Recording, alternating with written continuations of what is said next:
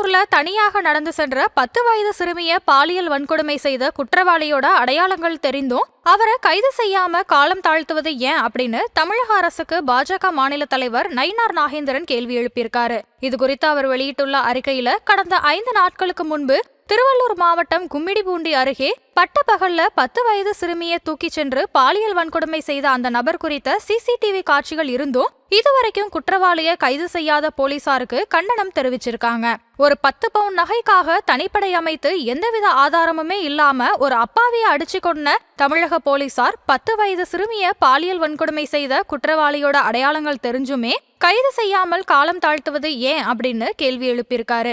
சிறுமியோட சார்பா திமுக பிரமுகர் யாராவது தலையிட்டாங்க மட்டும்தான் தகுந்த விசாரணை நடக்குமா அப்படின்னு கேள்வி எழுப்பியிருக்காங்க. கடந்த 4 ஆண்டுகளாக போலீசார் மீதுள்ள நம்பிக்கையை மக்கள் முற்றிலுமா இழந்துள்ள நிலையில காவல்துறையோட இந்த மெத்தன போக்கால குற்றவாளிகளுக்கும் குளிர்விட்டு போய்விடாதா அப்படின்னு நயினார் நாகேந்திரன் கேள்வி எழுப்பியிருக்காரு. மக்களோட குறைகளை தேடி சென்று தீர்க்க போறேன் அப்படின்னு ஊர் விளம்பரம் நாடகம் நடத்தி கொண்டிருக்கும் முதல்வர் ஸ்டாலின் தன்னோட நேரடி கட்டுப்பாட்டுல இருக்கும் காவல்துறையோட நிர்வாக சீர்கேடை எப்போதான் சரி செய்வாரு அப்படின்னு நயினார் நாகேந்திரன் இப்படி அடுக்கடுக்கா சரமாரியான கேள்விகளை எழுப்பியிருக்காரு.